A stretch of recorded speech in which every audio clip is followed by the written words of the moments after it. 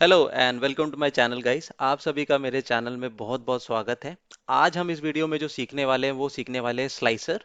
तो स्लाइसर की मदद से हम अपने डेटा को कैसे सेग्रीगेट कर सकते हैं और एक अच्छे तरीके से कैसे डेटा को हम एनालाइज कर सकते हैं। तो दोस्तों, जैसे कि एक एग्जाम्पल के तौर पे मैंने एक स्लाइसर्स कनेक्टेड करके रखे हैं, फिर हम सीखेंगे कि स्लाइसर्स हम कैसे बनाते हैं और उसको कैसे कनेक्ट करते हैं। लेट सपोज आप यहाँ पे देखेंगे ईयर और स्टेट वाइज मैंने स्लाइसर बनाए हैं। अगर मैं 2020 पे क्लिक करता हूँ तो 2020 के बेसिस पे यहाँ पे डेटा चेंज हो रहा है। सेम अगर मैं 2020 हटा के अगर मैं किसी स्टेट को क्लिक करता हूँ तो स्टेट के बेसिस पे डेटा ऑटोमेटिकली चेंज हो रहा है। तो दोस्तों, ये एक ब्रॉडर व्यू होता है स्लाइसर को देखने का। तो आइए आगे बढ़ते हैं और देखते हैं कि स्लाइसर्स कैसे यूज होते हैं दोस्तों। तो हमारे सामने एक सैंपल डेटा है जिसके बेसिस पे हम डेटा को एनालाइज करने वाले हैं।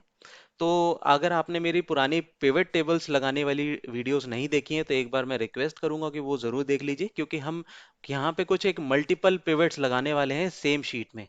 तो मैं आपके लिए एक फटाफट इस काम को करता हूँ कि पिवट टेबल्स कैसे लगते हैं। फटाफट हमने कंट्रोल ए किया और एक पिवट टेबल हमने क्रिएट किया एक टेबल के अंदर। और सबसे पहले हमने उसका सेक्टर व्यू देखा और हमने उसकी वैल्यूज देखी। तो दोस्तों, आप साथ में रहिए, मैं फटाफट इस टेबल को क्रिएट करता हूँ। दूसरा, दोबारा से अगर हमें इसी शीट के अंदर अगर हमें दोबारा से पिवट लगाना है तो उसके लिए दोस्तों मैं यहाँ पे फटाफट आपको बता देता हूँ हमें क्या करना है। एग्जिस्टिंग वर्कशीट का ऑप्शन सेलेक्ट करना है, टैब में जाना है, वापस उस वाली शीट में जाना है जहाँ पे हम अपने डेटा को व्यू करना चाहते हैं, और हम ओके। और यहाँ पे मैंने रीजन वाइज डेटा को व्यू करना है। तो दोस्तों, आप देखेंगे मैंने तीनों पिवट्स लगा लिए हैं इस पिवट टेबल के अंदर। ठीक है। अब हम इस शीट का नेम जस्ट हम रीनेम कर देते हैं पिवट के नाम से। ओके। अब हमें क्या करना है दोस्तों, अब हमें स्लाइसर्स इंसर्ट करने हैं। तो स्लाइसर इंसर्ट करने के लिए आपको क्या करना है, किसी भी एक पिवट टेबल पे आप क्लिक कर सकते हैं। मैंने फर्स्ट पिवट टेबल पे क्लिक किया। एनालाइज और डिजाइन वाला ऑप्शन आप देखेंगे, आपको जाना है एनालाइज पे और वहां पे आप क्लिक करेंगे इंसर्ट स्लाइसर। अब दोस्तों, सबसे पहले हमें ये डिसाइड करना पड़ेगा कि हम किस बेसिस पे स्लाइसर का यूज कर सकते हैं। स्लाइसर एक ऐसा एडवांस्ड वर्जन है जिसमें हम डेटा को फर्दर फिल्टर करके देख सकते हैं। तो मैंने जो तीन सेक्टर्स तीन यहाँ पे यूज करे हैं, उसके अलावा मुझे दिख रहा है कि एक मैं ईयर वाइज और डेटा देख सकता हूँ। तो यहाँ पे ईयर का फिल्टर आ गया और यहाँ से आप इसके कॉलम्स बढ़ा सकते हैं। कैसे? जैसे कि मैंने यहाँ पे कॉलम्स बढ़ाए हैं इस तरीके से। मतलब अगर आप इसको और कॉम्पैक्ट व्यू में देखना चाहते हैं तो आप कॉलम्स बढ़ा भी सकते हैं, घटा भी सकते हैं, और आप यहाँ से इनके साइज भी चेंज कर सकते हैं। एक और स्लाइसर जो मुझे यहाँ पे रिक्वायर्ड है, वो स्लाइसर मेरे को लगेगा, आइए देखते हैं कौन सा। वो है मुझे स्टेट वाइज। तो स्टेट वाइज एनालिसिस भी मेरे को चाहिए कि स्टेट वाइज मेरी क्या सेल है क्या नहीं है। तो उसके लिए भी मैंने एक और स्लाइसर यहाँ पे इंसर्ट किया। अब मुझे इसको वापस दो कॉलम्स में चेंज करना पड़ेगा क्योंकि स्टेट्स बहुत सारी हैं। और ये मैंने इसको कन्वर्ट कर दिया दो लाइंस में। आई थिंक अब ये कॉम्पैक्ट व्यू है मेरा। अब इसको मैं आराम से मैं देख सकता हूँ। व्यू सेक्शन में गया, मैंने ग्रिड लाइंस हटा दी जस्ट टू, ताकि मेरे को मेरा डेटा बहुत अच्छे से दिखे। अब दोस्तों, सपोज मेरे को अगर देखना है 2019 में कितनी मेरी सेल हुई, तो आप देखेंगे कि 19 में क्लिक करने के बाद मेरे सेक्टर्स तो चेंज हो रहे हैं, बट मेरे ना प्रोडक्ट में कोई डेटा चेंज हो रहा है ना मेरे रीजन्स में चेंज हो रहा है। आइए दोबारा से देखते हैं फटाफट। 2020 में आप देखेंगे सिर्फ सेक्टर चेंज हो रहे हैं, ये चेंज नहीं हो रहे। तो दोस्तों, ये क्यों चेंज नहीं हो रहे? क्योंकि हमें यहाँ पे क्या क्रिएट करना पड़ेगा, एक रिपोर्ट कनेक्शंस। हमें इन तीनों टेबल्स में आपस में एक कनेक्शन क्रिएट करना पड़ेगा कि जब भी हम किसी स्लाइसर को अगर हम क्लिक करें तो तीनों डेटा उसके हिसाब से हमें रिस्पॉन्ड करे।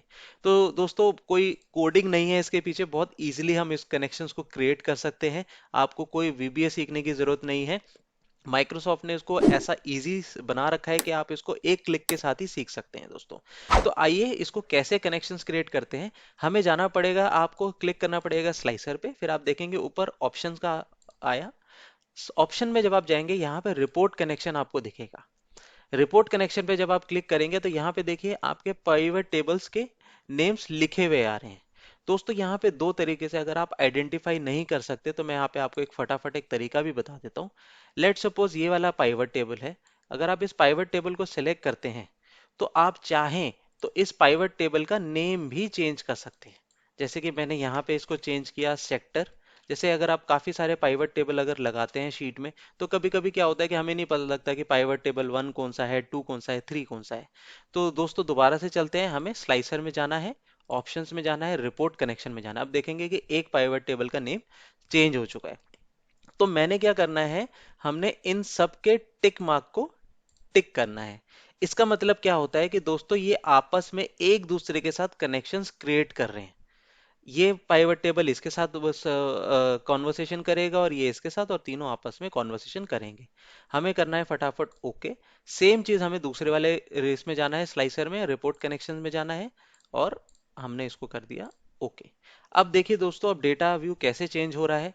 पहले हमने 2019 में जैसे ही क्लिक किया था, आपने देखा होगा कि सिर्फ हमारा एक ही डेटा चेंज हुआ था। अगर अब इसमें क्लिक करते हैं, आप देखेंगे कि मेरे रीजन्स में भी चेंजेस आ रहे हैं, मेरे प्रोडक्ट में भी चेंजेस आ रहे हैं। आइए दोस्तों इसको और डीपली देखते हैं। मेरे को चेक करना है कि दिल्ली में मेरी कितनी सेल हुई। तो जैसे ही मैं दिल्ली को क्लिक करता हूँ, तो दिल्ली नॉर्थ रीजन में आएगा। दिल्ली के अंदर कौन कौन से प्रोडक्ट सेल हुए और किस किस सेक्टर के अंदर मेरा सेल हुआ।